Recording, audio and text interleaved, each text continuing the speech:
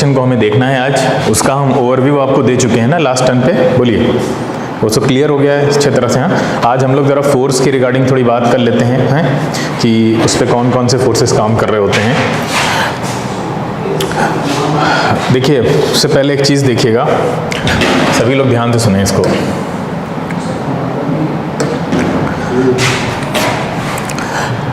अगर फोर्स अंदर की तरफ जा रही होती है ना, हमने देखा है ना कई बार दो तरह से फोर्स हो रही होती है, या तो आउटवर्ड बाहर की तरफ फोर्स निकल रही होती है, या फोर्स अंदर की तरफ जा रही होती है। बोलिए, दो तरह के केसेस हमने देखे हुए हैं, या तो फोर्स अंदर जा रही होगी या फोर्स बाहर की तरफ आ रही होगी। तो मैग्नेटिक फील्ड को दो तरह से दिखाया जाता है। मान लीजिए फोर्स अंदर की तरफ जा रही है तो आपको मैग्नेटिक फील्ड इस तरह से देखने को लिखी हुई मिलेगी, क्रॉस बना होगा, सबने देखा होगा ना, इस तरह का क्रॉस बना होगा कहीं पे, और वहाँ मैग्नेटिक फील्ड की कोई बात हुई होगी। तो इसको इस तरह दिखाया जाता है, क्योंकि अंदर को आप दिखा कैसे सकते हैं, दिखा तो नहीं सकते ना किसी तरह से, तो उसको इस तरह दिखाया जाता है। इसका मतलब ये होता है कि फील्ड, ये दिख रहा है कलर सही, ये फील्ड इनवर्ड जा रही है, ठीक है, अंदर जा रही है। इसका मतलब ये है कि मैग्नेटिक फील्ड अंदर की तरफ है। और अगर आपको इस तरह से लिखा हुआ मिले, गोले बने हों या डॉट बने हों, ठीक है, तो इसका मतलब क्या होगा कि मैग्नेटिक फील्ड कहाँ है, आउटवर्ड है। ठीक है, तो ये सिंबल आपको पता होने चाहिए। ऐसे अगर कोई क्वेश्चन आता है तो उसमें आप ये पता लगा लें कि फील्ड अंदर की तरफ जा रही है तो उसमें हम क्रॉस से दिखा देते हैं, और फील्ड बाहर की तरफ आ रही है तो हम क्या दिखा देते हैं, इस तरह से डॉटेड लाइन दिखाते हैं या छोटे छोटे सर्किल की फॉर्म में दिखा देते हैं। ठीक है, अच्छा अब ये बताइए कि हम लोग ये पढ़ चुके हैं कि मैग्नेटिक फील्ड में अगर कोई चार्ज पार्टिकल रखा है तो उसके ऊपर कौन सा कितना फोर्स लगता है, क्या ये पता है? मैग्नेटिक फील्ड में अगर कोई चार्ज पार्टिकल रखा है तो उसके ऊपर कितना फोर्स लगता है, नहीं पता है। अच्छा, इलेक्ट्रिक फील्ड में कोई चार्ज पार्टिकल रखा है तो उस पर कितना फोर्स लगता है? इलेक्ट्रिक फील्ड में अगर कोई चार्ज पार्टिकल रखा है तो उस पर कितना फोर्स लगता है? वो इलेक्ट्रिक फील्ड है, सपोज करिए, ये देखिए ये इलेक्ट्रिक फील्ड है, ठीक है, और इसमें हमने एक चार्ज पार्टिकल को रख दिया लाके, बताइए कितना फोर्स लगेगा उसके ऊपर? पढ़ा चुके हैं, हाँ, कितना बेटा? ई क्यू या क्यू ई है ना, ये लगता है, जिसको हम ईवी बोलते हैं ना अगर इलेक्ट्रॉन की बात करें तो, ठीक है। ये बात होती है इलेक्ट्रिक फील्ड की। हाँ, मैग्नेटिक फील्ड का सुनिए, मैग्नेटिक फील्ड में जब कोई चार्ज रखा होता है तो उस पर कितना फोर्स लगता है? उस पर फोर्स लगता है आपका क्यू वी बी। क्यू मतलब चार्ज का, जो पार्टिकल रखा है उसका चार्ज, v वो किस वेलोसिटी से वहाँ पे अंदर है, और b मतलब क्या हुआ, मैग्नेटिक फील्ड की स्ट्रेंथ, ये जो अंदर की तरफ है या बाहर की तरफ है, ठीक है, और प्लस वो चार्ज का एंगल भी यहाँ पे डिटरमाइन होता है, उसको हम लिखते हैं साइन थीटा से, q v B sine theta. ये फोर्स होता है किसी चार्ज पे जब वो मैग्नेटिक फील्ड में रखा होता है। और ये मैग्नेटिक फील्ड कौन सी है, ये ध्यान रखना, ये मैग्नेटिक फील्ड है आपकी यूनिफॉर्म मैग्नेटिक फील्ड, ठीक है। मैग्नेटिक फील्ड जब हो आपकी यूनिफॉर्म मैग्नेटिक फील्ड, ठीक है, तो ये फॉर्मूला होता है।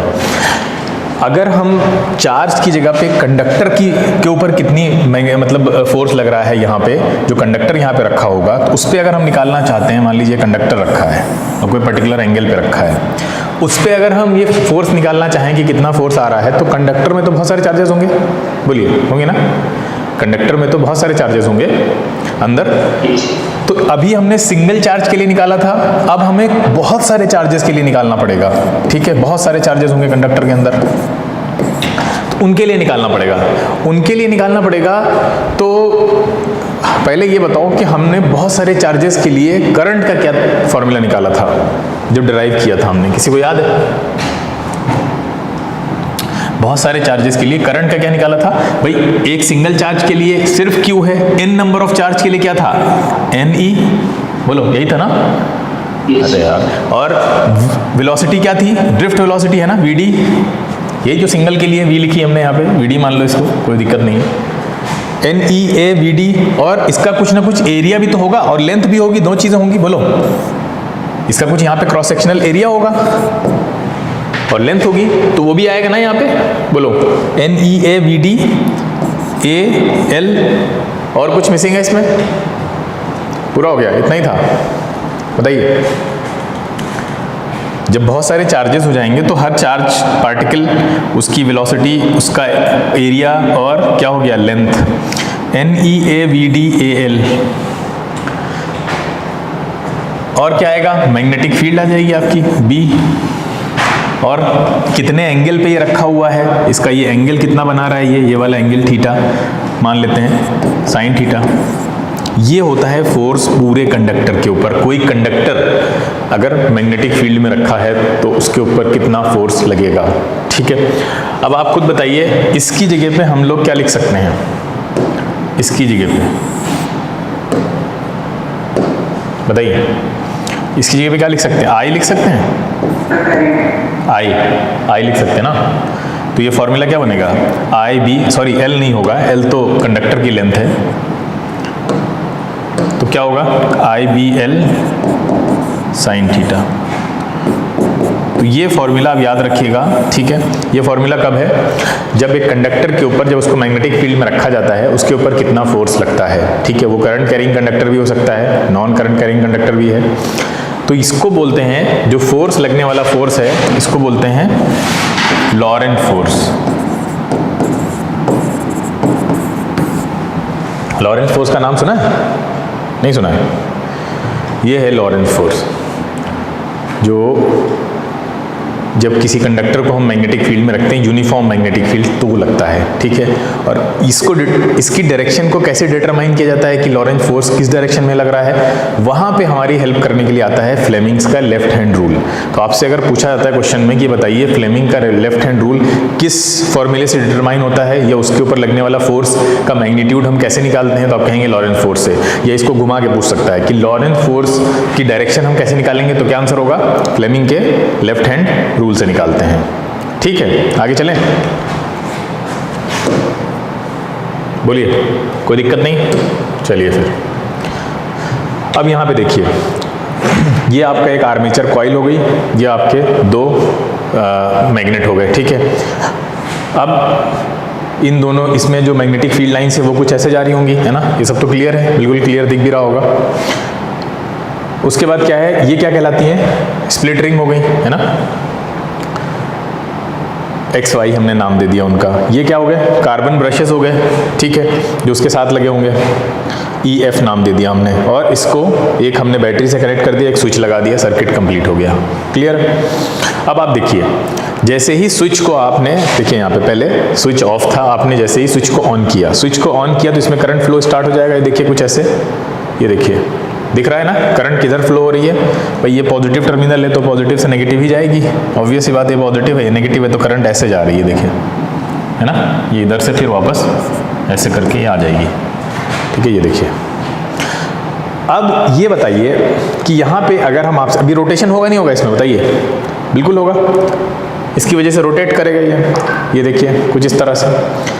तो ये जो रोटेशन इसमें हो रहा है, आप मुझे ये बताइए कि दोनों एंड पे, AB पे और CD पे, पहले AB पे आप फ्लेमिंग का लेफ्ट हैंड रूल लगाइए, क्योंकि यहाँ पे फोर्स तो लग रहा है, अभी हमने पीछे पढ़ा है कौन सा, लॉरेंट फोर्स लग रहा है। लॉरेंट फोर्स कब लगता है, जब एक कंडक्टर मैग्नेटिक फील्ड में रखा होता है, तो उसके ऊपर जो मैग्नेटिक फील्ड फोर्स लगा रही है, ठीक है, वो उसकी डायरेक्शन लॉरेंट फोर्स हमें मतलब लॉरेंट फोर्स उसका मैग्नीट्यूड देता है, और उसकी डायरेक्शन के लिए हम फ्लेमिंग का लेफ्ट हैंड रूल यूज करते हैं। तो जरा यहाँ लेफ्ट हैंड रूल लगाइए और बताइए इस पे ऊपर किधर फोर्स लग रहा है, इस वाले एंड पे, कंडक्टर के AB पे, आर्मेचर के, लगाइए। कैसे लगाएंगे, कैसे खोलेंगे, ये हो गया।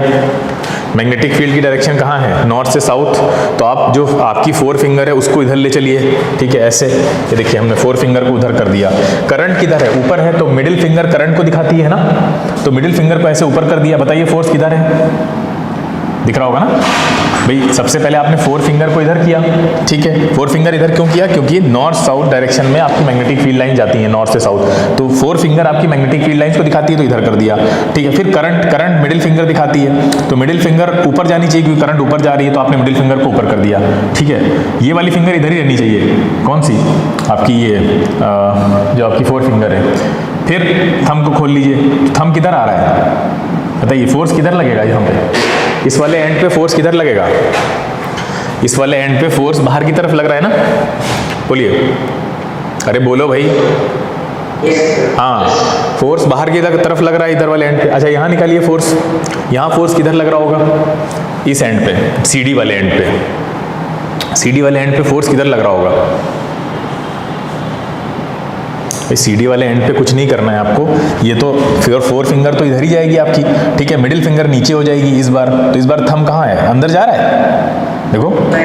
हाँ, तो फोर्स इधर फोर्स आउटवर्ड है, ठीक है, बाहर की तरफ लग रहा है, इधर फोर्स इनवर्ड लग रहा है, ठीक है, ये आउटवर्ड है, ये इनवर्ड है। तो ये कैसे घूमेगा, क्लॉकवाइज या एंटी क्लॉकवाइज? सीडी नीचे जाएगा ना, सीडी नीचे जाएगा, कुछ ऐसे घूमेगा, बोलो। सीडी नीचे जाएगा, बोलिएगा। सीडी उधर जाएगा, ये इधर जाएगा, आपको क्लॉकवाइज एंटी क्लॉकवाइज निकालने में इतनी दिक्कत हो रही है तुम लोगों को? हाँ, ये देखो उधर ऐसे जाएगा, तो ये ऐसे घूमेगा तो क्लॉकवाइज हुआ ना, ऐसे घूमेगा ये, ठीक है। ये देखिए कुछ इस तरह से, यहाँ पे देखिए जो लेफ्ट हैंड रूल हमने लगाया है दोनों जगह पे, यहाँ देखिए, ठीक है, इस तरह आपको लेफ्ट हैंड रूल लगाना है, आपको करंट की डायरेक्शन को देखते हुए, ठीक है। यहाँ पे देखिए थंब ऊपर है, इसका मतलब ये वाला हिस्सा ऊपर आएगा, ये वाला हिस्सा नीचे जाएगा, तो ये ऐसे मूव करेगा, ऐसे ऐसे मूव करेगा, इसका मतलब ये क्लॉकवाइज मूव करेगा, ठीक है। ये देखिए अब जब ये क्लॉकवाइज मूव करके यहाँ पे आ जाएगा, तो वहाँ पे भी आप करंट की डायरेक्शंस निकाल सकते हैं। देखिए ये जो है फोर्स की डायरेक्शन है, फोर्स ऊपर की तरफ लग रहा है, यहाँ पे फोर्स नीचे की तरफ लग रहा है, ये वाला दिखाया जा रहा है। तो एक इसको किधर घुमा रहा है, ये ऐसी डायरेक्शन में घुमा रहा है। अब देखिए एक और राउंड आगे आ गए, और आगे आ गया ये। अब बताइए आप, फोर्स अभी भी ऊपर की तरफ लग रहा है, यानी उसको उधर की तरफ ले जाना चाहता है, और इधर भी फोर्स नीचे की तरफ लग रहा है, ठीक है। इतना समझ में आ रहा है ना? ये यहाँ से घूम के यहाँ तक आ गया, इस पोजीशन पे आ गया। बोलिए, ये देखिए। अब आप बताइए मुझे कि इस पोजीशन पे आने के बाद अब अगर आप लेफ्ट हैंड रूल अप्लाई करते हैं तो फोर्स की डायरेक्शन क्या बदलेगी? बोलो, नहीं बदलेगी। फोर्स की डायरेक्शन तो वही रहेगी क्योंकि करंट की डायरेक्शन वही है। तो आप खुद बताइए कि जो ऊपर वाला फोर्स था, जो पिछली वाले में अभी तक उसको इधर लेके आ रहा था, भाई ऊपर वाला फोर्स इधर ला रहा था ना उसको, और नीचे वाला इधर जा रहा था। तो अब यहाँ तो जैसे ही ये यहाँ पे पहुंचे, ऊपर वाला फोर्स अभी भी ऊपर ही है और नीचे वाला फोर्स यहाँ पे अभी भी नीचे ही है। तो अब ये यहाँ पे क्या होगा बताइए, इस पोजीशन में क्या होगा? पीछे से देखते हुए आते हैं। यहाँ पे देखिए फोर्स यहाँ पे ऊपर की डायरेक्शन में लग रहा है, ठीक है, यानी ये इसको ऐसे ले जाएगा घुमाता हुआ, ठीक है, ऐसे घुमाता हुआ ले जाएगा। और जब ये इस डायरेक्शन में पहुंचेगा, यहाँ पे इस पोजीशन पे पहुंचेगा, तो बताइए इस पोजीशन पे भी फोर्स ऐसे ही लगता रहेगा या फोर्स की डायरेक्शन कुछ बदलेगी? देख के बताइए, यहाँ पे देखिए, अब सही समझ में आ रहा होगा। फोर्स की डायरेक्शन बदलेगी या वही वैसे ही रहेगी जैसे ही बनी हुई है?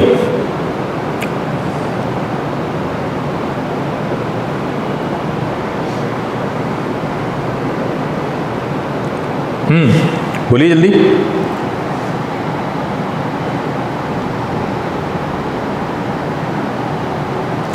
करंट की डायरेक्शन बदली है क्या कुछ? देखिए यहाँ शुरू से करंट इस वाले एंड से, ए एंड है और ये बी एंड है, यहाँ से करंट अंदर जा रही है ऐसे, ठीक है, यहाँ से करंट अंदर जा रही है और इस वाले बी वाले एंड से बाहर आ रही है। अब यहाँ देखिए, यहाँ क्या हुआ है, ये वाला एंड यहाँ पहुँच गया है, ऊपर पहुँच गया है, और वो दूसरा वाला नीचे आ गया है क्योंकि वो इस डायरेक्शन में चला गया है। अब यहाँ पर भी देखिए, फिर वो उस डायरेक्शन में, यानी ए यहाँ है और बी ये है ना।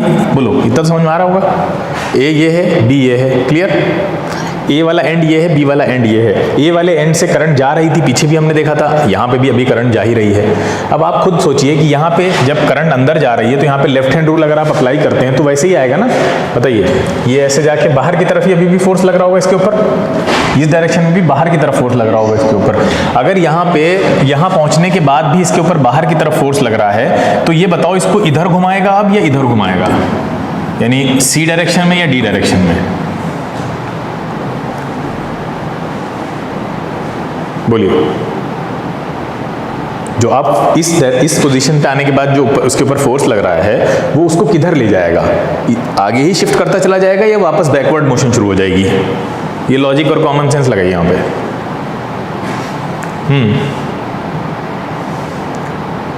तो ये डिटरमाइन नहीं कर पा रहे हो कि इसके ऊपर जो ऊपर लगने वाला फोर्स है उसको किधर ले जाएगा? भाई इधर ले जाने के लिए तो नीचे की तरफ फोर्स लगना चाहिए ना। अगर उसको क्लॉकवाइज डायरेक्शन में ही ले जाना है तो फोर्स तो नीचे की डायरेक्शन में ही लगना चाहिए हमेशा। लेकिन जैसे ही वो इस पोजीशन पे आएगा, जो अपवर्ड फोर्स था, जो पहले वो यहाँ पे था, ये देखो पहले वो यहाँ पे था, यहाँ पे उसके ऊपर अपवर्ड फोर्स लग रहा था ऊपर ले जाने के लिए, तो ऊपर ले जाने के लिए लग रहा था, इसके ऊपर नीचे ले जाने के लिए लग रहा था, और ये ऐसे घूम गया, घूम के यहाँ पहुंच गया इस कंडीशन में, ये देखिए इस कंडीशन में आ गया। अब भी फोर्स ऊपर की डायरेक्शन में, तो क्या ऊपर वाला फोर्स इसको इधर घुमा पाएगा क्या? बोलो, क्लॉकवाइज किधर घुमाएगा बताओ, क्लॉकवाइज या एंटी क्लॉकवाइज? बोलिए। हाँ बोलिए। हैं? अरे लगी होती तो दिख रही होती, दिख रही है,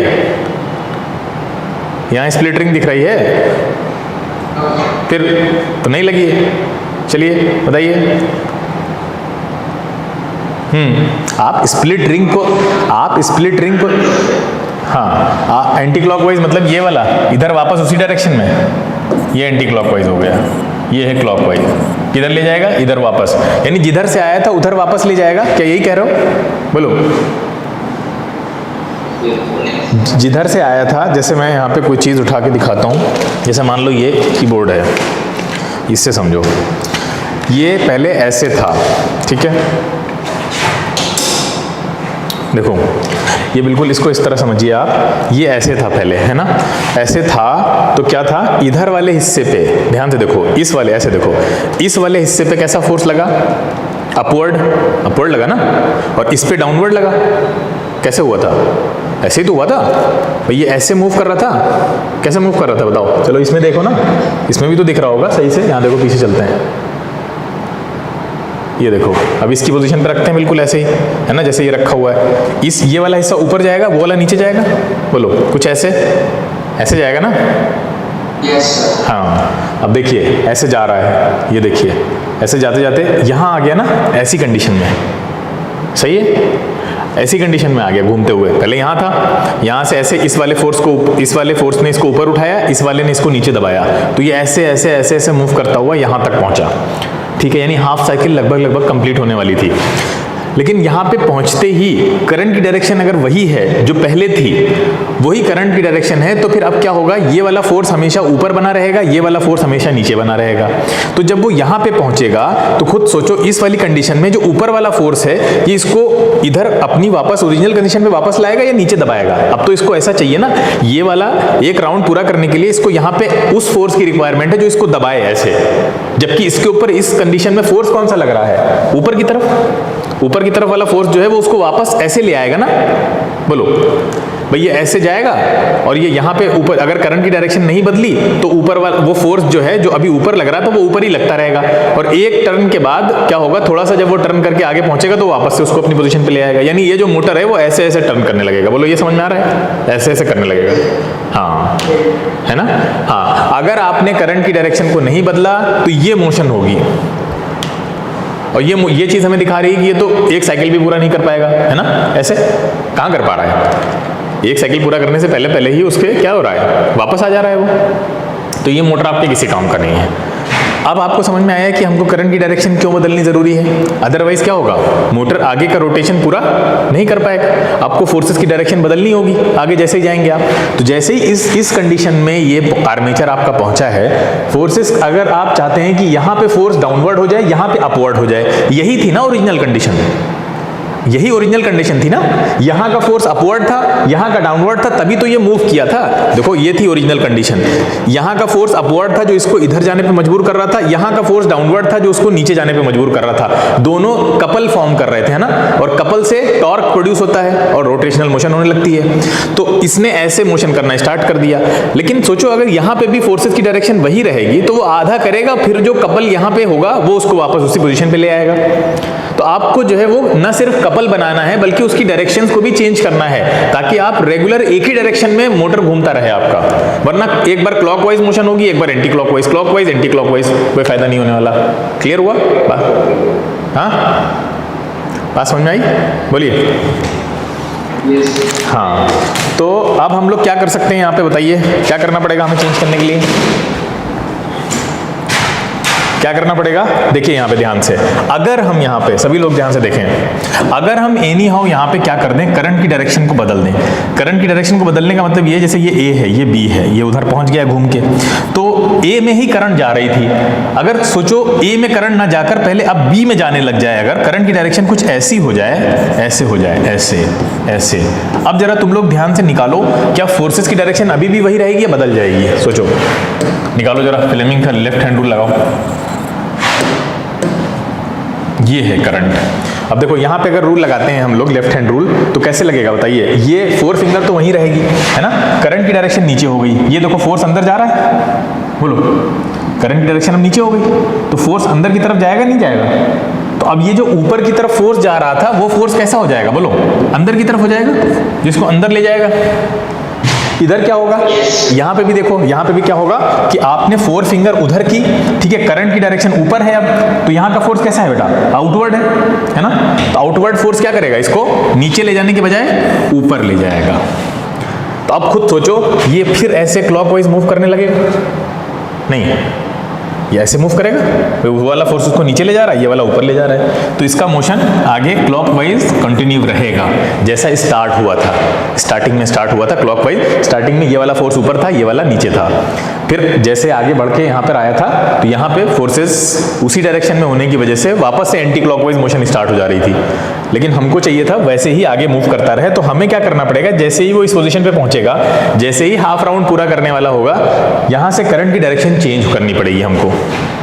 और यही काम हमको, जब हमने आपको कल मोटर वाला एनिमेशन दिखाया था, तो वहाँ पे भी तो यही हो रहा था कल, यानी पिछली क्लास में, वहाँ क्या हो रहा था, बार बार अगर आप तार को बदल देते तो वो जो वहाँ पे हमने क्या दिखाए थे, वहाँ पे मैग्नेटिक पोल दिखाए थे, आपको याद है, मैग्नेटिक पोल दिखाए थे कि अपोजिट पोल सामने आ रहे थे, तो फौरन करंट की डायरेक्शन बदलनी थी ताकि सिमिलर पोल सामने आ जाए, नहीं याद है, देखा था कल, हाँ, तो यहाँ वो क्या क्यों हो रहा था, क्योंकि वो एक्चुअली फोर्स की डायरेक्शन को बदलने के लिए हो रहा था, वो बिल्कुल लेमैन लैंग्वेज में आपको समझाया गया था, ये थोड़ा सा टेक्निकल है, ठीक है, आपको लिखना इसी तरह होगा एग्जाम में, जो आपका ये सेकंड टर्म में आएगा, तो लिखना आपको इसी तरह होगा, ठीक है, इसके बारे में जब भी लिखने को अगर आता सब्जेक्टिव में कुछ भी, ठीक है, इवन ऑब्जेक्टिव क्वेश्चन इस पे अच्छे बनेंगे तो आप कर लेंगे, अगर आपका ये कॉन्सेप्ट क्लियर हो गया कि अच्छा यहाँ पे आने पर फोर्स की डायरेक्शन सेम रहती है, क्योंकि करंट सेम डायरेक्शन में बह रही है, तो वो एंटी क्लॉकवाइज मूव कर जाएगा, तो हमको फोर्स की डायरेक्शन बदलनी पड़ेगी आगे जाकर, और उसके लिए हमें करंट की डायरेक्शन बदलनी पड़ेगी, क्योंकि हम या तो हम दूसरा काम ये कर सकते हैं कि या तो हम पोलैरिटी बदल दें मैग्नेटिक पोल्स की, जो ये रखे हुए हैं परमानेंट मैग्नेट्स, लेकिन ये तो मुश्किल काम है ना, अब बार बार क्या ये मैग्नेट उठा के इधर रखेंगे, इसको इधर रखेंगे, ये तो फिक्स हो जाते हैं मोटर में जहां कहीं भी लगा होता है, क्लियर है। तो आप करंट की डायरेक्शन को बदल सकते हैं, तो अब करंट की डायरेक्शन को बदलने के लिए हम क्या यूज करते हैं, बताया था हमने, करंट की डायरेक्शन को ही बार बार बदलने के लिए हम क्या यूज करते हैं, बोलिए, स्प्लिट रिंग यूज करते हैं। देखिए स्प्लिट रिंग जो आपके सामने है, इसीलिए यूज करते हैं कि जब ये आगे जाएगा, देखिए इसमें करंट अभी फ्लो हो रही है, तो इसमें करंट जा रही है, इसमें से करंट आ रही है, तो ये वाले हिस्से पे जो फोर्स होगा वो ऊपर लगेगा, जिसमें करंट नीचे आ रही है उस पर डाउनवर्ड लगेगा फोर्स, ये तो हम लोग कई बार देख चुके हैं, तो ये ऐसे क्लॉकवाइज डायरेक्शन में मूव करने लगेगा, ठीक है। और उसके बाद क्या होने वाला है, जब ये क्लॉकवाइज डायरेक्शन में मूव करेगा, देखिए कुछ इस तरह से ऐसे मूव करेगा ये, तो स्प्लिट रिंग भी इसके साथ मूव करेंगे, बोलिए भाई, स्प्लिट रिंग भी तो इसके साथ फिक्स होते हैं, ये एक्स वाला इसके साथ ही मूव करेगा और ये वाई वाला इसके साथ ही मूव करेगा, बोलो क्लियर है ना, तो हाँ, तो ये स्प्लिट रिंग भी इसके साथ मूव करेंगे, और यहाँ पे हमने ये जो डायरेक्शन है वो डिटरमाइन की है लेफ्ट हैंड रूल से, ये सब आप लोगों को क्लियर है, ठीक है। तो ये देखिए, ये इस तरह का फोर्स स्टार्टिंग में लग रहा होगा, ये इसको ऊपर ले जाएगा, ये फोर्स डाउनवर्ड ले जाएगा, तो ये फोर्स आपने कैसे निकाले, लेफ्ट हैंड रूल से निकाले, वही यहाँ पे समझाया गया है। अब ये देखिए ये मूव कर रहा है, ये देखिए मूव करते हुए, सोचो जब ये वर्टिकल, बिल्कुल वर्टिकल पोजिशन में आ जाएगा, एकदम से वर्टिकल पोजिशन में आ जाएगा, तो क्या होगा, इस कंडीशन में क्या होगा, इस कंडीशन में फोर्सेस कुछ इस तरह लग रहे होंगे, सब इक्वल अपोजिट फोर्सेस होंगे। वर्टिकल पोजिशन में आने के बाद सारे फोर्सेस, आपसे क्वेश्चन भी पूछ सकता है कि ये मान लीजिए बिल्कुल इस तरह की पोजीशन में आ जाए वर्टिकल, यानी ऐसे था ऐसे आ गया बिल्कुल, ठीक है, तो ऐसे आ गया, तो फोर्सेस कैसे होंगे, सारे फोर्सेस एक दूसरे को कैंसिल आउट कर देते, लेकिन यहाँ पे एक और चीज होती है, क्या होती है, आप देख रहे हैं कि जैसे ही ये वर्टिकल पोजीशन में आता है, तो क्या ये स्प्लिट रिंग कनेक्टेड है ब्रशेस से, बोलो नहीं है, नहीं है, तो यहाँ पे फॉर्चुनेटली करंट फ्लो होती ही नहीं है, तो फोर्सेस का वैसे भी कोई रोल नहीं है यहाँ पे, ठीक है। तो अदरवाइज अगर करंट जा रही होती तो फोर्सेस ऐसे होते और एक दूसरे को कैंसिल आउट कर देते, तो इस पोजीशन पे रोटेशन में ये कोई हेल्प नहीं कर रहा होता, ठीक है। आगे चलते हैं। अब ये जब आगे मूव करके हाफ साइकिल अपनी पूरी करता है, तो देखिए हाफ साइकिल पूरी हो गई, यहां से गया और वापस इधर आ गया, यानी जो CD था वो AB की जगह पे आ गया और AB CD की जगह पे चला गया। ठीक है, देखिए स्विच ओवर कर गए। अब आप बताइए ये स्लिप रिंग भी तो स्विच हुए होंगे, सॉरी स्प्लिट रिंग। अब ये Y वाला इधर होगा ना, बोलो ये X वाला इधर होगा, ऐसे ही होगा ना, ये फिक्स थे ना उसके साथ में। ब्रशेस फिक्स नहीं होते हैं तो ब्रशेस जो है वो, सॉरी ब्रशेस आर्मेचर के साथ फिक्स नहीं होते हैं, ब्रशेस जो है आपके वायर के साथ लगे होते हैं, तो वो अपना एक जगह पे रहेंगे, यानी ये पॉजिटिव है तो पॉजिटिव रहेगा, ये नेगेटिव है तो नेगेटिव रहेगा। अब आप खुद सोचिए कि जो CD वाला एंड था, CD वाला यानी Y वाला स्प्लिट रिंग था, वो पहले किस टर्मिनल से जुड़ा था स्टार्टिंग में, पॉजिटिव से या नेगेटिव से? किस टर्मिनल से जुड़ा था ये स्टार्टिंग में? पॉजिटिव से जुड़ा था ना, स्टार्टिंग में ये पॉजिटिव से जुड़ा हुआ था, इधर था ना ये पॉजिटिव वाले एंड से जुड़ा हुआ था। अब ये किसके साथ जुड़ गया है? नेगेटिव के साथ। ये देखिए, तो नेगेटिव के साथ जुड़ा है तो करंट इधर से नीचे उतरेगी X में और Y में एंटर होने लगेगी।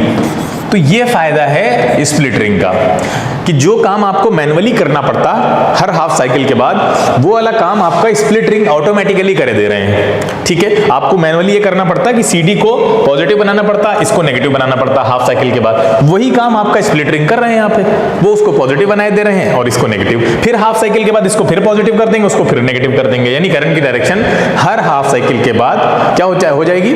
चेंज हो जाएगी। क्लियर? बोलिए। तो आपका फोर्स, अब देखिए अब यहाँ पे फोर्स कैसे लगेगा निकालिए आप, फिर देखिए यहाँ पे ऊपर की डायरेक्शन में हो जाएगा, यहाँ फिर नीचे हो जाएगा और फिर इसका मूवमेंट जो है वो स्टार्ट हो जाएगा। यहाँ पे फोर्स फिर से आपका ऊपर की डायरेक्शन में लगने लगेगा इस तरह से और यहाँ का नीचे लगने लगेगा। तो हर हाफ साइकिल के बाद ये करंट की डायरेक्शन को रिवर्स कर देगा ताकि फोर्स जैसे लग रहा था वैसे ही लगता रहे हर हाफ साइकिल के बाद। बोलिए, बात क्लियर है?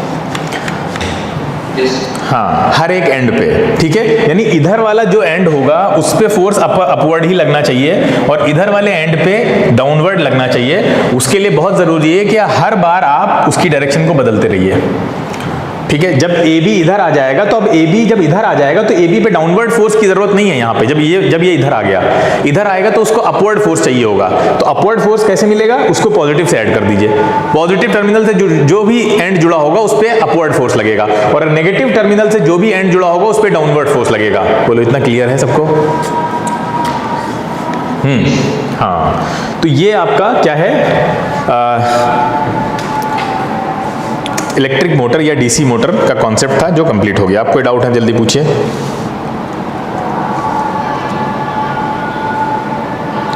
किसी कुछ समझ में ना आया हो अगर? ठीक है, और इसमें जो हम फोर्सेस निकाल रहे थे वो कौन सा फोर्स है जो इसके मैग्नीट्यूड को निकाल के देता है हमें? IBL sin theta. ठीक है, लॉरेंस फोर्स इसको बोलते हैं, लॉरेंस फोर्स, बस 2 मिनट, लॉरेंस फोर्स इसको बोलते हैं। ठीक है, लॉरेंस फोर्स से आप इसका मैग्नीट्यूड निकालते हैं और डायरेक्शन निकालते हैं फ्लेमिंग के लेफ्ट हैंड रूल से। ठीक है, आपसे एक क्वेश्चन और पूछता है, ये NTSC स्टेज 1 में क्वेश्चन आया था कि इसकी यूनिट बताइए। ठीक है, तो मैग्नेटिक फील्ड स्ट्रेंथ की इसमें यूनिट बतानी थी, कैसे निकालेंगे? आसान है, साइन थीटा की जरूरत नहीं है, साइन थीटा से यूनिट कैसे निकालेंगे? साइन थीटा को तो आप भूल जाइए। ठीक है, तो ये क्या आ जाएगा? B = F/IL हो जाएगा ना? बोलिए, B = F/IL। F क्या होता है? न्यूटन। F न्यूटन होता है, सबको मालूम है। करंट किस में होती है? एम्पियर में, और लेंथ किस में होगी? मीटर में।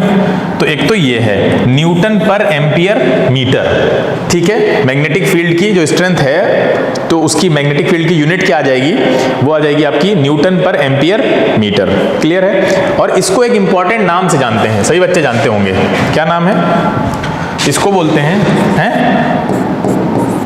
हाँ, इसको बोलते हैं टेस्ला।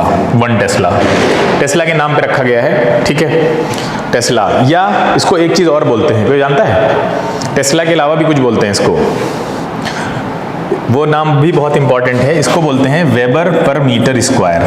ठीक है, वेबर पर मीटर स्क्वायर, तो इसको वेबर पर मीटर स्क्वायर भी बोलते हैं।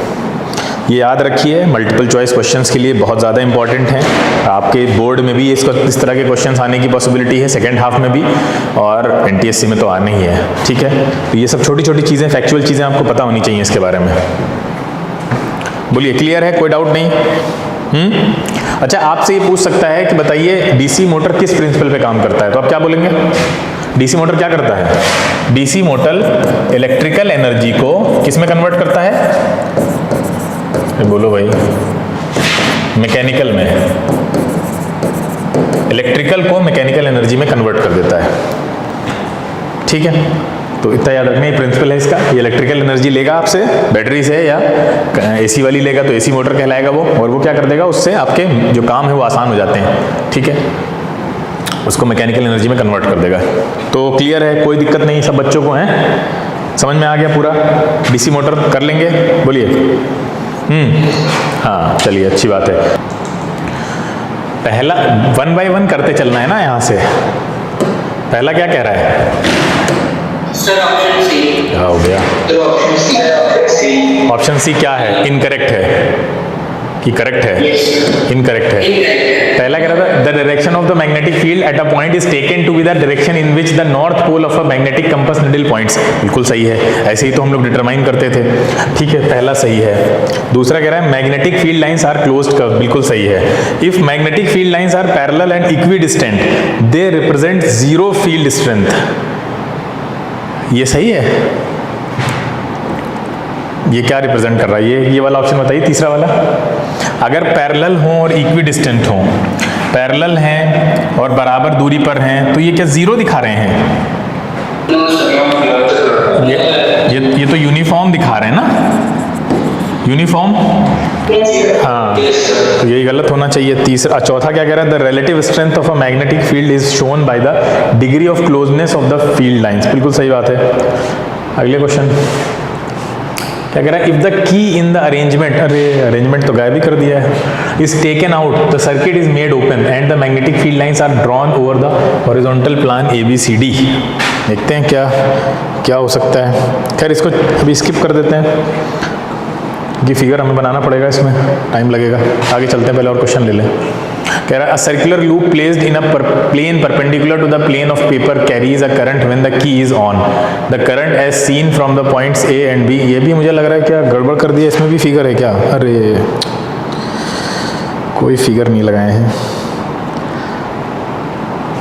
चलिए आगे चलते हैं। हाँ ये वाला लेते हैं, इसमें नहीं है फिगर। हाँ ठीक है, चलो बताओ।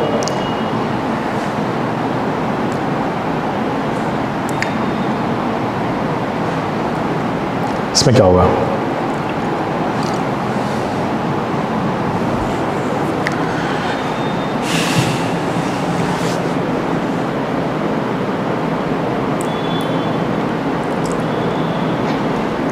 ध्यान से पढ़ना, इनकरेक्ट स्टेटमेंट पूछ रहा है।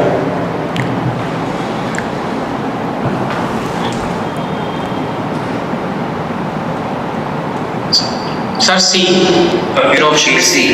ऑप्शन सी गलत है। द फील्ड लाइंस, पहला ऑप्शन कह रहा है the field lines inside the solenoid are in the form of straight lines which indicates that the magnetic field is the same at all points. बिल्कुल सही जवाब। दूसरा है the strong magnetic field produced inside the solenoid can be used to magnetise a piece of magnetic material like soft iron when placed inside the coil. ये भी सही है। तीसरा कह रहा है the pattern of the magnetic field associated with the solenoid is different from the pattern of the magnetic field around a bar magnet. ये तो सेम होता है ना पैटर्न, भाई सोलेनॉइड भी तो एक बार मैग्नेट ही होता है। ये तो गलत है। नेक्स्ट है the north pole and south pole exchange their positions when the direction of current through the solenoid reverse. बिल्कुल सही है। देखिए ये क्वेश्चन इसलिए रखे हैं कि अब आपको एक आइडिया मिलेगा कि कैसे क्वेश्चंस आपसे बोर्ड पूछेगा। आपके यहाँ जो क्वेश्चन आएंगे, अभी तक तो हम लोग मल्टीपल चॉइस सिर्फ इसलिए करते थे क्योंकि कंपटीशन के लिए देखते थे, कंपटीशन में आते हैं, लेकिन अब तो बोर्ड में भी आने जा रहे हैं, तो इसलिए भी रखे हैं। चलिए चैप्टर नेक्स्ट उसमें आएगा, लेकिन मल्टीपल चॉइस क्वेश्चंस तो आएंगे ही साथ में। भाई बताइए पहला क्या कह रहा है? A uniform magnetic field exists in the plane of paper pointing from left to right। ठीक है, यहाँ left to right shown in the figure। इस फिगर में दिखाया गया है। In the field an electron and a proton move as shown। ठीक है, दोनों मूव कर रहे हैं। The electron and the proton experience। ठीक है, अब यहाँ पे 4 ऑप्शन दे रखे हैं। ठीक है, पहला ऑप्शन है, अब ये 6, 7 एयर छोड़ दीजिए, नहीं ये ऑप्शन तो ये ABC वाले हैं, ये हमें लग रहा है मिसप्रिंट हुआ है। हाँ बेटा, कौन डिस्टर्ब कर रहा है? सर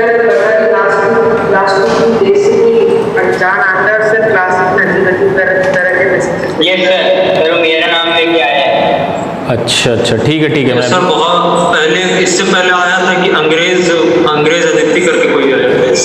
बातूनी आरो है, इस नाम से आया है। इसका मतलब ये है कि आरो बातें करता है, ये बात तो सही है, लेकिन इस तरह से नहीं करना चाहिए कि इम्पर्सोनेट होके आ जाए कोई। चलिए बंद कर देते हैं इसको, कुछ कर नहीं सकते। ये लड़के हैं आपस में ही, मतलब आप लोगों में से ही कोई है जो इस लिंक को शेयर कर रहा है और वो ऐसे बच्चे उसमें इंक्लूड हो रहे हैं, ठीक है। अब टेक्नोलॉजी के अपने नुकसान भी हैं, उसको आप बहुत ज़्यादा सिक्योर नहीं बना सकते, कुछ ना कुछ उसमें लूप होल्स रह ही जाते हैं जो आप देख रहे हैं। खैर ठीक है, अच्छा है, वॉइस वाला डिस्ट्रैक्शन तो नहीं हो रहा है। अगर वो वॉइस से बोले तो पकड़ में आ भी सकता है, इसीलिए वो बोल नहीं रहा है, लिख रहा है। चलिए हम लोग अब इधर आते हैं, डिस्ट्रैक्ट नहीं होते हैं, ठीक है। बताइए, हाँ कौन सा होगा, आपने देखा पब्लिक? सर ए होगा। ए क्या होगा, मतलब चार ऑप्शन में से force both pointing into the plane of paper, पहला कह रहा है forces both pointing out of the plane of paper, तीसरा कह रहा है forces pointing into the plane of paper and out of the plane of paper respectively, D है force pointing opposite and along the direction of the uniform magnetic field respectively. अच्छा, इसमें कौन से force की बात कर रहा है, ये किस फोर्स की बात कर रहा है, कौन से फोर्स की बात कर रहा है? मैग्नेटिक फोर्स, और क्या, कौन से फोर्स की बात करेगा? हाँ, तो बताइए मैग्नेटिक फोर्स कैसे हम निकालेंगे यहाँ पे? हाँ, तो फ्लेमिंग्स लेफ्ट हैंड रूल कैसे लगाया हमने इसमें, दोनों में, बताइए।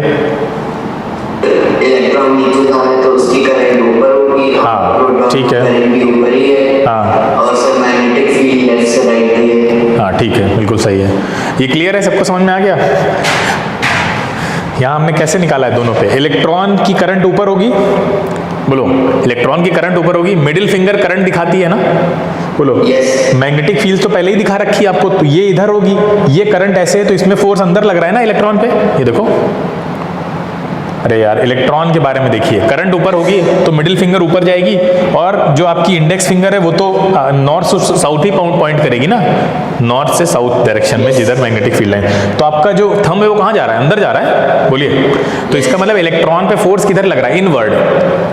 तो इलेक्ट्रॉन पे अगर इनवर्ड लग रहा है तो आपको क्या लग रहा है, forces both pointing into the paper. अब देखते हैं दूसरा क्या होगा, प्रोटॉन है, प्रोटॉन ऊपर जा रहा है तो करंट किधर होगी, करंट ऊपर ही होगी, क्योंकि पॉजिटिव चार्ज की डायरेक्शन को ही हम करंट मानते हैं ना। अरे बोलो भाई, हाँ, तो करंट ऊपर है तो कैसे निकालेंगे बताइए? दोनों पे इनवर्ट आ जाएगा, सेम है, बिल्कुल अभी निकाला हमने, ठीक है, ये वाला तरीका।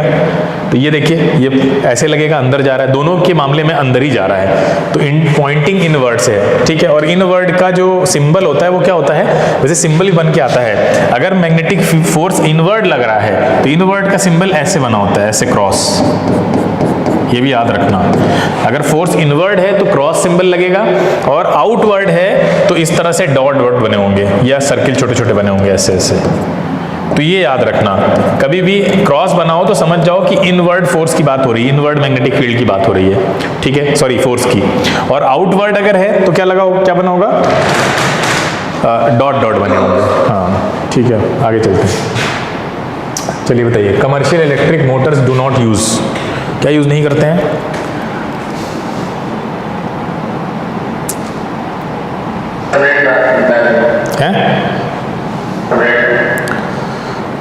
ऑप्शन नंबर ए, सी, सी सही है। क्या यूज, हाँ क्यों, क्या यूज करते हैं, क्या यूज करते हैं? हाँ, इलेक्ट्रोमैग्नेट यूज करते हैं, बिल्कुल सही है। सारे ऑप्शन देख लीजिए, सबसे ही पहला electromagnet to rotate the armature, बिल्कुल सही है। दूसरा effectively large number of turns of conducting wire in the current carrying coil, ठीक है। और सी था परमानेंट मैग्नेट, जो कि नहीं करते हैं। डी कह रहा है सॉफ्ट आयरन कोर करते हैं ताकि उसकी ओवरऑल स्ट्रेंथ बढ़ जाए, है ना, क्लियर। आगे चले, हाँ देखिए इसमें क्या कह रहा है, डिटेल्ड क्वेश्चन है, पढ़िए। ये अच्छे MCQ क्वेश्चंस हैं, अगर आप ये सब कर ले रहे हैं अच्छे से तो आप कॉन्फिडेंट रहिए, आपके एग्जाम में इससे ज़्यादा अच्छे क्वेश्चन नहीं पूछेंगे, हालांकि मैं इससे भी अच्छे करा दूंगा।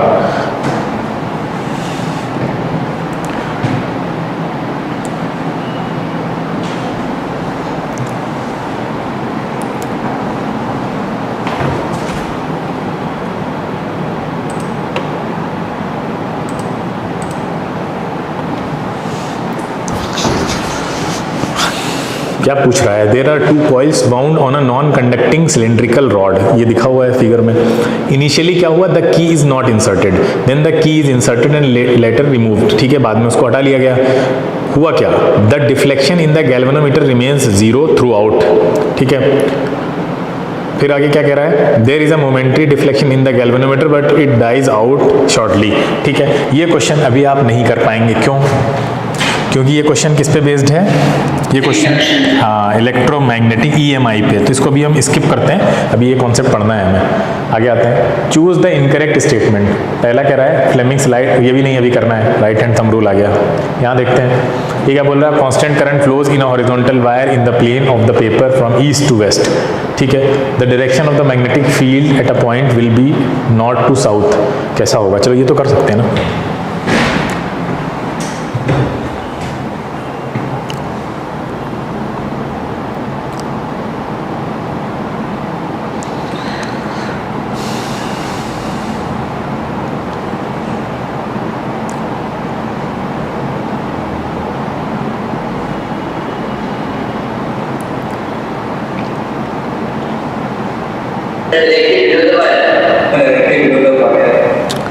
बिल्कुल सही आंसर है, डायरेक्टली बिलो द वायर। सभी का आ गया?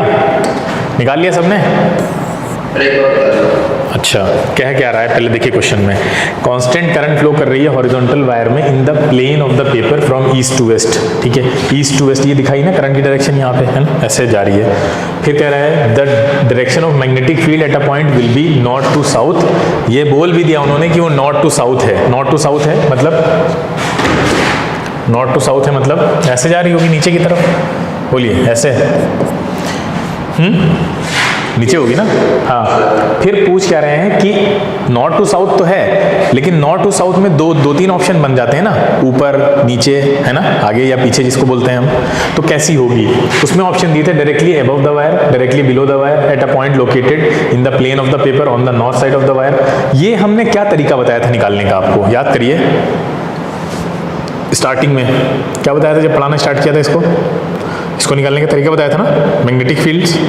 अगर आपको करंट की बताया नहीं तो एक बार कराया था क्वेश्चन, ऊपर से नीचे इलेक्ट्रॉन आ रहा है तो कैसे निकालेंगे, याद करिए। कौन सा रूल था? हाँ, राइट हैंड थंब रूल, याद है? राइट हैंड थंब रूल ये वाला। तो राइट हैंड थंब रूल में क्या होता था? थंब किसको डिनोट करता है? करंट की डायरेक्शन। हाँ, करंट की डायरेक्शन को। तो करंट की डायरेक्शन ऐसे जा रही है तो ये ऐसे नीचे की तरफ जा रही है मैग्नेटिक फील्ड, है ना। और वो तो इन्होंने खुद ही बता रखा है कि नीचे है। अब हम खुद समझ गए कि नीचे है तो पीछे होगी ना वायर के, बिल्कुल नीचे की तरफ। जब मान लो ये वायर है तो ये वायर है तो यहाँ पे आ रही है ना, बोलो पीछे बिल्कुल बिलो। हाँ, यहाँ पे ये देखिए ऐसे जा रही है, आपको उंगलियां दिख रही होंगी नीचे से, तो डायरेक्टली बिल्कुल बिलो द वायर ऐसे जाएगी, यहाँ पे बिल्कुल नीचे है, ठीक है। क्लियर है? बोलिए। अबव तो हो ही नहीं सकती है, तो क्लियर था यहीं से, अबव नहीं हो सकती। अगले पॉइंट भी देख लेते हैं। At a point located in the plane of the paper on the north side of the wire. नहीं, वायर के नॉर्थ साइड में कहाँ है? वो तो नीचे ही झुक रही है ना, तो नॉर्थ साइड भी कैंसिल। फिर क्या कह रहे थे? डी में at a point located in the plane of the paper on the south side of the wire. Wire का साउथ साइड कहाँ कहलाएगा? ये है ना, वायर का साउथ साइड तो ये है ना, नीचे की तरफ। बोलिए। यहाँ भी नहीं है, ठीक है। क्लियर है? सबको समझ में आ गया? आगे चलते हैं। The strength of the magnetic field inside a long current carrying straight solenoid is.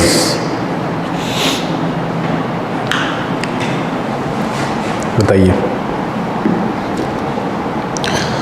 Try करिए, आप लोग सभी लोग ट्राई करें, तभी पता चलेगा अब तक जो पढ़ा है वो कितना आया हमें।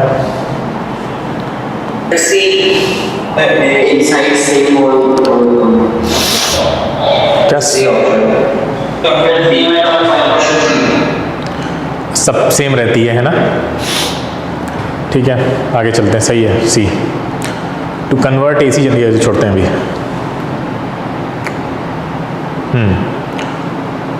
इसका फिगर लिया नहीं, देखते हैं कि फिगर बनाया जा सकता है क्या इसका। नहीं, फिगर दिया तो है, लेकिन क्या क्वेश्चन पढ़ो जैसा। Magnetic compass needle is placed in the plane of the paper near point A as shown in the figure, in which plane should a straight current carrying conductor be placed so that it passes through A and there is no change in the deflection of the compass. Under what condition is the deflection maximum? And why. ठीक है, हाँ इन्होंने figure नहीं दे रखा है तो इसको भी स्किप करते हैं। Under what condition permanent magnet is obtained if a current carrying solenoid is used? Support your answer with the help of a labelled circuit diagram. ये तो बना लेंगे क्या, वैसे ये तो सब्जेक्टिव क्वेश्चन हो गया एक तरह से आपके लिए। ये क्वेश्चन समझ में आया?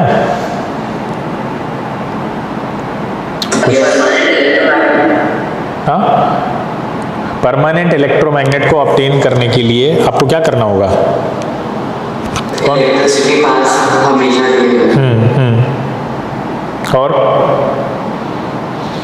और क्या करेंगे? सर्किट क्लोज होना चाहिए एक तरह से बोल सकते हैं। दूसरा आपको क्या चाहिए उसमें? बीच में सॉफ्ट आयरन कोर चाहिए। AB is a current carrying conductor in the plane of the paper as shown in the figure. What are the direction of magnetic fields produced by it at points P and Q? Given R1 greater than R2, where will the strength of magnetic field be larger? बताइए।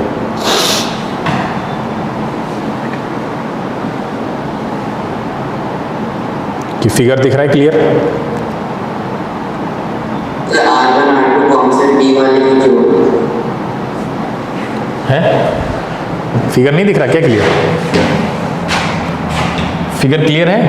ये P और खाली R1। एक second रुको, बड़ा कर देते हैं। क्या हैंग कर गया?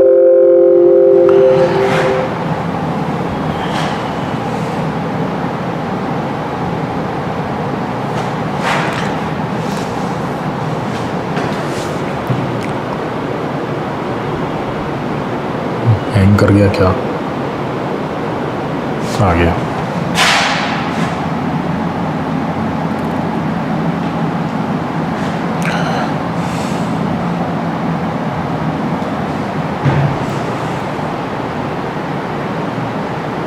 सर आप मुझे बता दीजिए R1 R2 कौन से? अब तो इस रुकना ही पड़ेगा हमें, इतनी देर की रिस्पॉन्ड करें। P वाला R1 है, Q वाला R2 है।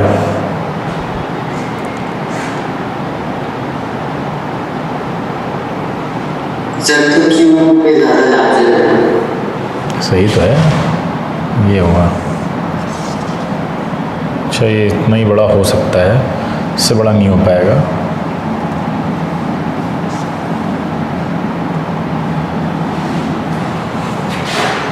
हाँ देखो, अब तो दिख रहा होगा ना क्लियर? यस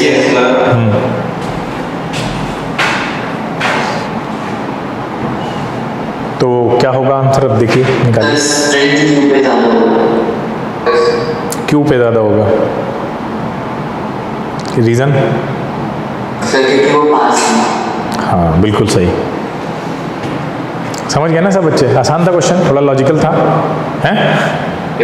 हाँ, या भाई सर्कुलर रिंग्स बन रही होंगी यहाँ पे, तो बोलो सर्कुलर रिंग्स बनेंगी ना, मैग्नेटिक फील्ड की जो डायरेक्शन वो होगी, शेप होगा। और रेडियस के बारे में हम लोग पढ़ ही चुके हैं, है ना? रेडियस के इन्वर्सली प्रोपोर्शनल होती है स्ट्रेंथ, याद है? भूल गए? हाँ, चलिए बताइए। Magnetic compass shows a deflection when placed near a current carrying wire. How will the deflection of the magnet, any compass, get affected if the current in the wire is increased? Support your answer with a reason. The deflection will be more as there will be As the intensity of the magnetic field intensity of the current carrying wire will increase. strength of magnetic field directly proportional होगी किसके? Magnitude of the current. हाँ ठीक है, बस सही है। Next question है, कह रहा है it is established that an electric current through a metallic conductor produces a magnetic field around it. ठीक है, is there a similar magnetic field produced around a thin beam of moving alpha particles? फिर दूसरे में कह रहा है neutrons. Justify करिए। अच्छा क्वेश्चन है।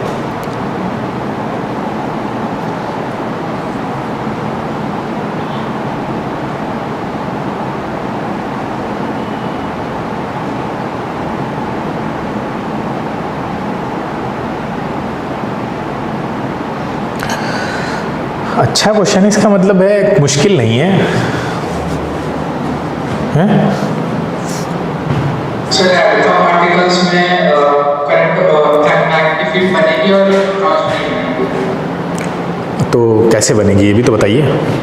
सर अल्फा पार्टिकल्स चार्ज होते हैं लेकिन न्यूट्रॉन्स चार्ज नहीं होते। तो कैसे चार्ज होते हैं अल्फा पार्टिकल? हैं? हीलियम के बोलते हैं सर। नहीं, कैसा चार्ज होता है अल्फा पार्टिकल पे? हाँ पॉजिटिव चार्ज होता है। हाँ, ठीक है। तो अल्फा पार्टिकल जिस डायरेक्शन में मूव करेंगे उसी डायरेक्शन में करंट होगी, है? न्यूट्रॉन के ऊपर कोई चार्ज ही नहीं है तो they will not constitute the current, है ना? सही। What does the direction of thumb indicate in the right hand? अरे ये रहने दो, राइट हैंड थंब रूल तो पता है, लेकिन in what way this rule is different from Fleming's left hand rule. चलिए, ये अच्छा क्वेश्चन पूछा है।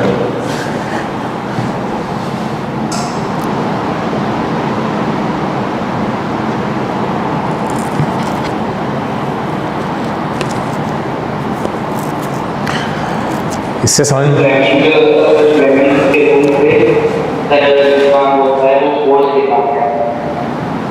ओके। दूसरा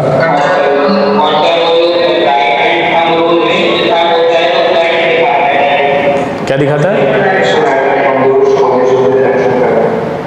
हाँ सही है। देखिए, राइट हैंड थंब रूल तो मैग्नेटिक फील्ड लाइंस की डायरेक्शन दिखाने के लिए होता है ना, किधर जा रही हैं, अंदर जा रही हैं, बाहर जा रही हैं, किधर नॉर्थ पोल बनेगा, किधर साउथ पोल बनेगा, ये डिटरमाइन होता है उससे। जबकि वही मैग्नेट जो करंट कैरिंग मैग्नेट है, अगर उसको मैग्नेटिक फील्ड में रखते हैं तो वो magnetic field current carrying conductor पे कितना फोर्स लगाएगी, ये बताता है लेफ्ट हैंड फ्लेमिंग रूल, है ना? बोलिए। हाँ, तो फोर्स बताने के लिए है। और हाँ, इससे एसोसिएटेड एक आपका, अगर आप उस फोर्स का मैग्नीट्यूड निकालना चाहते हैं तो कैसे निकालेंगे, उसके लिए एक फॉर्मूला होता है फोर्स का, IBL sin थीटा। ये फॉर्मूला होता है, इसको कहते हैं लॉरेंथ फोर्स। ठीक है, ये लॉरेंथ फोर्स कहलाता है। हाँ, बता रहे हैं सब। लॉरेंथ फोर्स L जो है वो कंडक्टर है कोई, मान लीजिए, जैसे मान लीजिए एक मैग्नेटिक फील्ड हमने ऐसे बना दी। ये क्या दिखा रहा है, किधर है? अंदर। इसमें हमने कोई कंडक्टर ऐसे रख दिया, सपोज करिए इस कंडक्टर की लेंथ है L, इस कंडक्टर की लेंथ है L, और ये कंडक्टर कितना एंगल बना रहा है, वो ये एंगल है, जो भी एंगल बना रहा होगा, थीटा। ठीक है, और ये I जो करंट इसमें फ्लो हो रही होगी, और B क्या है, मैग्नेटिक फील्ड की स्ट्रेंथ है आपकी। तो ये IBL sin थीटा से आप मैग्नीट्यूड निकाल लेते हैं उस फोर्स का, जिसको हम लॉरेंथ फोर्स भी बोलते हैं। ठीक है, अगर ये फोर्स किसी एक इलेक्ट्रॉन पे लग रहा होता, सिंगल चार्ज पार्टिकल पे लग रहा होता, तो इसकी वैल्यू बदल जाती, क्योंकि उसमें लेंथ वेंथ तो कुछ होगी नहीं, फिर वैल्यू होती QVB sin थीटा। ठीक है, उस चार्ज का, उसका चार्ज, उसकी अपनी वेलोसिटी जितनी भी होगी, और मैग्नेटिक फील्ड स्ट्रेंथ और साइन थीटा तो आपको पता ही है। तो ये दोनों याद रखिएगा। ठीक है, ये स्मॉल चार्ज पार्टिकल के लिए है और वो कंडक्टर के लिए है जो बहुत सारे चार्ज पार्टिकल से मिलकर बना होगा। आगे चलते हैं।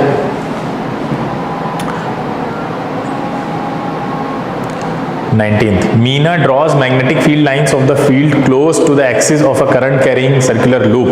As she moves away from the center of the circular loop, she observes that the lines keep on diverging.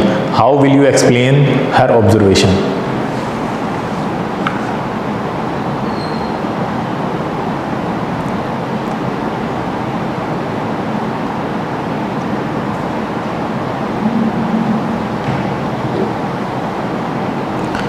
बताओ भाई।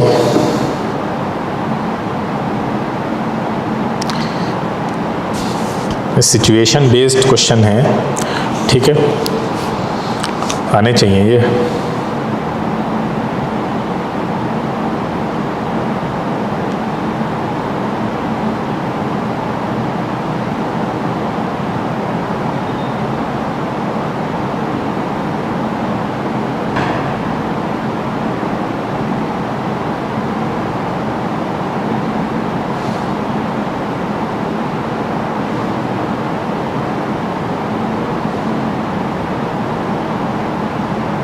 अरे किसी का आंसर नहीं आ रहा, सब खामोश हो गए, क्या हो गया? आसान क्वेश्चन, डाइवर्ज कब होती हैं लाइंस? देखो ध्यान से सुनो। ये नॉर्थ पोल, ये साउथ पोल। लाइंस डाइवर्ज का मतलब होता है लाइंस के बीच की डिस्टेंस का कम होना, उसी को बोलते हैं ना डाइवर्ज होना। डाइवर्जिंग, हाँ का बढ़ना, सॉरी, लाइंस के बीच की डिस्टेंस का बढ़ना। तो लाइंस के बीच की डिस्टेंस बढ़ती हैं तो क्या इंडिकेट करती हैं बताइए? मैग्नेटिक, हाँ घट रही है ना, मैग्नेटिक फील्ड स्ट्रेंथ घट रही है, कम हो रही है। तो फिर तो क्या है, कैसे एक्सप्लेन नहीं कर सकते इसको आप बताएंगे कि मैग्नेटिक फील्ड स्ट्रेंथ डिक्रीज कर रही है जैसे वो दूर जा रही है, लाइंस डाइवर्ज हो रही है, इसका मतलब है लाइंस के बीच की गैपिंग बढ़ रही है, और जब गैपिंग बढ़ती है तो मैग्नेटिक फील्ड स्ट्रेंथ कम हो जाती है। खत्म हो गया क्वेश्चन, ठीक है? हाँ, डिग्री ऑफ क्लोजनेस कम हो रही है ना, डिग्री ऑफ क्लोजनेस कम हो रही है, ठीक है? लाइंस आप जैसे जैसे दूर जाते हैं, देखिए यहाँ पे लाइंस कितनी क्लोज हैं, अब जैसे जैसे दूर जा रहे हैं ये क्लोजनेस कम हो रही है, ठीक है? दूर होती जा रही हैं, एक दूसरे से दूरी बढ़ रही है, तो डाइवर्ज हो रही, फैल रही हैं, तो फैल रही हैं तो क्या होगा? डिग्री ऑफ क्लोजनेस कम हो जाएगी, consequently magnetic field strength decrease कर जाएगी। हाँ पूछो पूछो।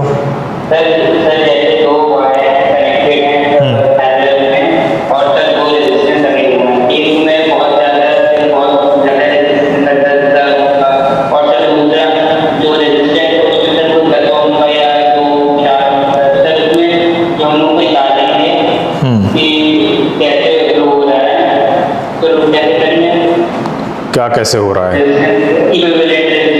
जैसे पैरेलल का निकालते हैं वैसे निकालेंगे, और क्या उसमें? जब दो वायर पैरेलल हैं,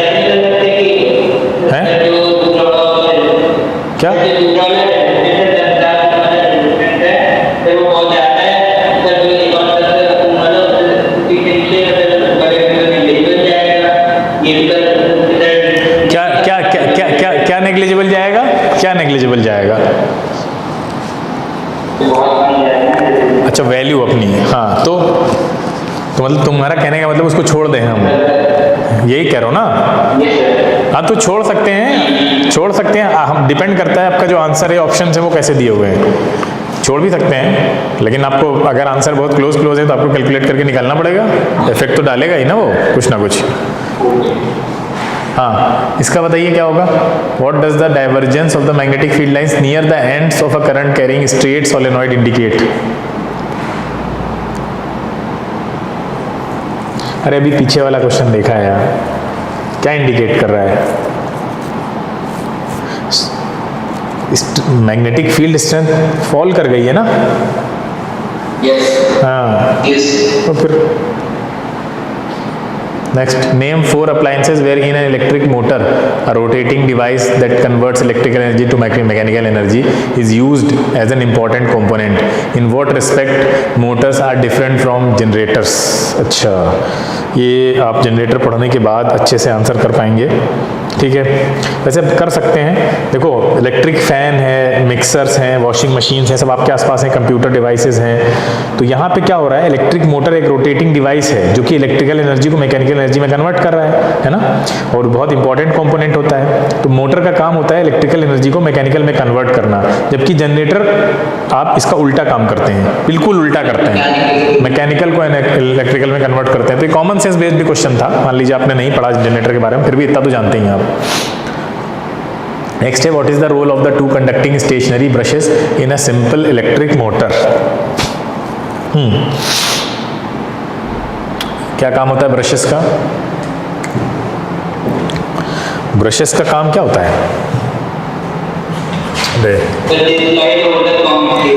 हाँ उनका काम होता है स्लाइड करना, ठीक है? स्लाइड करते रहते हैं वो, और क्या करते हैं?